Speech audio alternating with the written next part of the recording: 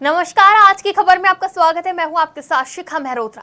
राणा बेनी माधव बख्श सिंह की 219वीं जयंती पर रायबरेली में तमाम तरह के कार्यक्रमों का आयोजन किया गया। उत्तर प्रदेश के पर्यटन मंत्री जयवीर सिंह ने राणा बेनी माधव बख्श की स्मृति में सभागार की आधारशिला रखी। वहीं राणा जी की 219वीं जयंती पर फिरोज गांधी महाविद्यालय रायबरेली में आयोजित कार्यक्रम में पर्यटन मंत्री जयवीर सिंह, राज्य मंत्री दिनेश प्रताप सिंह के साथ साथ वीर चक्र विजेता और राणा बेनी माधव बख्श सिंह जी के कुल में जन्मे ब्रिगेडियर नवीन सिंह भी पहुंचे थे।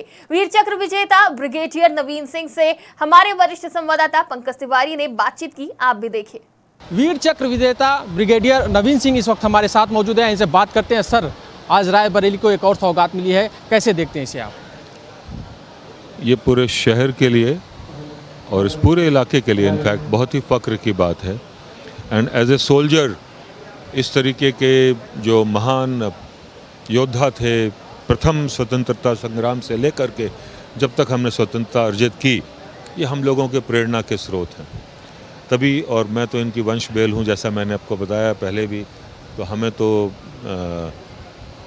इनके नाम से बनता हुआ जो भी है यहाँ पे देख करके बहुत ही खुशी होती है। और जब मैं ख़ास तौर पे इसलिए खुशी होती है क्योंकि जब मैंने इस विषय पे शोध किया तो मुझे लगा कि कहीं ना कहीं इतिहासकारों ने बहुत ज़्यादा न्याय नहीं किया इनके साथ, क्योंकि एक आध पन्ने से ज़्यादा कहीं पे भी इनका जिक्र नहीं मिला।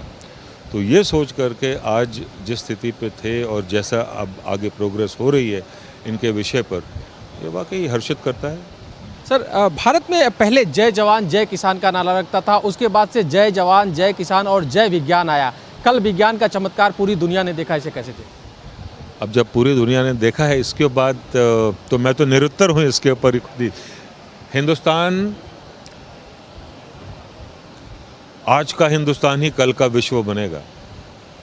जिस तरीके से हिंदुस्तान उभर रहा है, खुल रहा है, तरक्की कर रहा है, ये वाकई विश्वगुरु बनेगा। मात्र 10-12 साल के बाद आप इसको देखिएगा तो शायद हम दुनिया की सबसे बड़ी सेकेंड बिगेस्ट इकोनॉमी होंगे। और मैं सैनिक हूँ, हमारी कैपेबिलिटी ऐसी है कि हम लोग सक्षम हैं किसी भी दुश्मन से किसी भी फ्रंट पे लोहा लेने के लिए और सब कुछ। और चूँकि इस इलाके का हूँ तो हम लोग आते हैं, किसानों की फैमिली से ही आते हैं, अच्छे खासे ज़मींदार हैं कानपुर के ही। तो जय जवान जय किसान और जय विज्ञान, तीनों ही जिस तरीके से जिस परिप्रेक्ष्य में बढ़ रहे हैं आगे, और इसका अंदाज़ हम और आप नहीं लगा सकते। ये जो आज की युवा पीढ़ी है, जिस तरीके से artificial intelligence, robotics, machine learning, इसके ऊपर जिस तरीके से उनका हाथ अभ्यस्त है एक छोटी सी उम्र में, 5, 6, 7 साल की उम्र में। Probably technology is growing faster than what humans can think. जो हम इंसान जितना सोच सकते हैं, हमारी सोच और समझ से ज़्यादा तेज़ी से टेक्नोलॉजी बढ़ रही है और टेक्नोलॉजी उभर रही है और आगे का रास्ता बना रही है। तो हम सब लोगों को भी उसका हाथ थामना चाहिए और उसके साथ आगे चलना चाहिए। सर, एक आखिरी सवाल जानना चाहेंगे।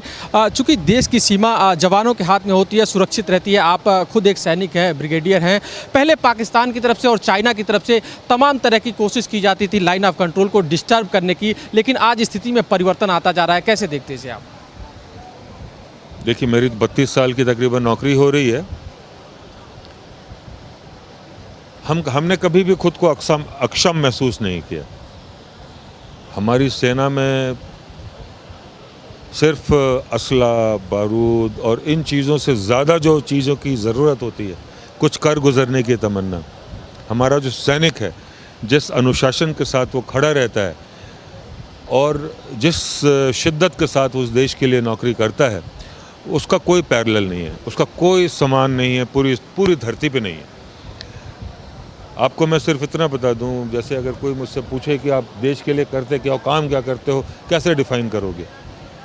आपको सिर्फ मैं जब आंख बंद करके अगर जवाब दूं तो मुझे यही कहना है कि देश की सीमा के अंदर जो भी है, उसका जाति, धर्म, मज़हब, नाम, हमें कुछ लेना देना नहीं उससे। सब हमारे लिए बराबर सिटीज़न हैं और सब के लिए हम उसी तरीके से प्रयासरत हैं। और हमारी सेना बहुत काबिल है। और बहुत सक्षम है। अब तो तकनीकी रूप से भी हम बहुत सक्षम हो रहे हैं, बहुत सक्षम हो रहे हैं। डेटा इंटरप्रिटेशन, डेटा एनालिसिस, हमारे वेपन्स, हमारे इंपोर्ट्स, और इंपोर्ट्स जो हो गए वो हो गए। अब मैक्सिमम जो इंडिजिनाइजेशन पे हो रहा है, स्वावलंबन जिसको कहते हैं, तो आपके बहुत ही नज़दीक अमेठी में AK राइफल्स बन रही हैं, AK-203 जिसको कहते हैं। तो आप जानते हैं कि तो देश बहुत आगे बढ़ रहा है और सेना भी अपना काम मेरा ख्याल है ठीक से कर रही है, अच्छे से कर रही है। Thank you. तो ये थे नवीन सिंह जी, जिनका कहना था कि देश में जय जवान जय किसान और जय विज्ञान का जो नारा था वो सार्थक हो रहा है। कहीं ना कहीं सेना जहां बॉर्डर पे मुस्तैद है, वहीं देश उत्तरोत्तर विकास कर रहा है। वीडियो जर्नलिस्ट हरिराम जी के साथ पंकज तिवारी।